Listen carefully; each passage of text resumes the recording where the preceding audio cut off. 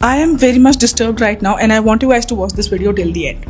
पिछले संडे को 14th of September की रात के 12:30 बजे मैं कहीं से वापस आ रही थी. I was alone, I was driving. और 1:45 बजे करीब जब मैं घर पहुंची तो मुझे अपनी रील पे कमेंट आता है किसी सिमरन चोपड़ा की आईडी से कि मैम आप वही हो जो इस नंबर गेट से निकल के इस नंबर गेट में घुसे हो अपनी व्हाइट पंच कार में. And initially I thought it's some female follower जिसने मुझे स्पॉट किया, टेक्स्ट किया, जो कि होता रहता है मेरे साथ. तो मैंने उसमें नॉर्मली कमेंट कर दिया कि आपने इतनी रात में मुझे कैसे पहचाना.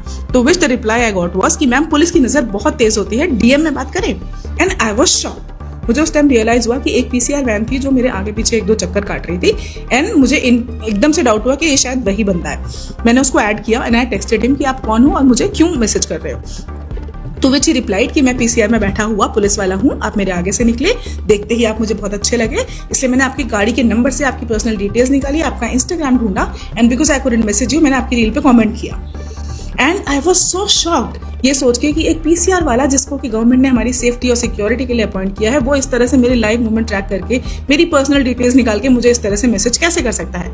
And he didn't stop there, he started texting me rubbish उसके बाद कि आप बहुत सुंदर हो, आप इतने साल के दिखते नहीं हो, मुझसे 2 साल बड़े दिखते हो, मुझे आपसे दोस्ती करनी है, मेरी कोई फीमेल फ्रेंड नहीं है, ब्ला ब्ला ब्ला, इस तरह के फालतू messages. And I was so shocked and disturb कि एक पुलिस वाला मुझे इस तरह से मैसेजेस कैसे कर सकता है. They are suppose to safeguard me. खैर अगला पूरा दिन मैं इसको प्रोसेस करने में लगा दिया एंड ट्यूसडे को मैं उसके चैट के सारे स्क्रीनशॉट लेके पुलिस स्टेशन गई साइबर क्राइम. गुस्ताखी माफ हरियाणा में आपका स्वागत है. हरियाणा में 50 साल से खोजी पत्रकारिता कर रहे पवन कुमार बंसल. मुन्नी बदनाम हुई डार्लिंग तेरे लिए, गुड़गांव पुलिस बदनाम हुई पैसे और आष्ट के लिए. अभी कुछ दिन पहले ही ट्रैफिक पुलिस के जवानों ने, गुड़गांव पुलिस के ट्रैफिक के जवानों ने एक जापान का कपल जो स्कूटरी पर बिना हेलमेट के जा रहा था उनसे 1000 रुपये भाई सरेआम रिश्वत ली.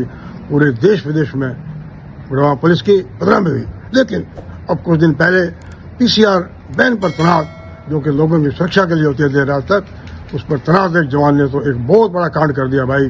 रात को ही जनाब ने 1 बजे एक महिला को चैट करनी शुरू कर दी फर्जी आईडी बनाकर. उस महिला के लाखों फॉलोवर हैं. उसने सोचा किसी पुरुष फॉलोवर ने फोन किया होगा, मैसेज दिया होगा, उन्होंने उनको ऐड किया और पूछा आपने मुझे कैसे पहचाना. जनाब का हरियाणा पुलिस के जो पीसीआर पर तैनात जवान थे उनका जवाब सुनिए. मैडम पुलिस की नज़रें बड़ी तेज होती है, ये हरियाणा पुलिस है, हरियाणा पुलिस की नज़रें बड़ी तेज हैं. और मैंने अभी देखा आप थोड़ी देर पहले इस गेट से निकलकर इस गेट पर गई, मैंने आपका पीछा किया, मैंने आपकी आईडी निकाली, डिटेल निकाली. फिर उन्होंने कहा मुझे देर रात इतने मैसेज क्यों कर रहे हो. अब जवान कहते हैं मुझे आप अच्छी लगती हो, मेरी कोई गर्लफ्रेंड नहीं, मैं आपसे दोस्ती करना चाहता हूँ. और जनाब मैडम ने जब उसकी कॉल डिटेल निकाली, सारा कुछ देखा, चैट वैट के स्क्रीनशॉट लिए, पता लगा ये फर्जी आईडी थी.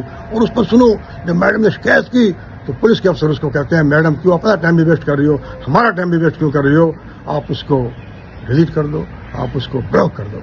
शर्म की बात है नायब सिंह सैनी जी, आपके लिए बड़ी शर्म की बात है.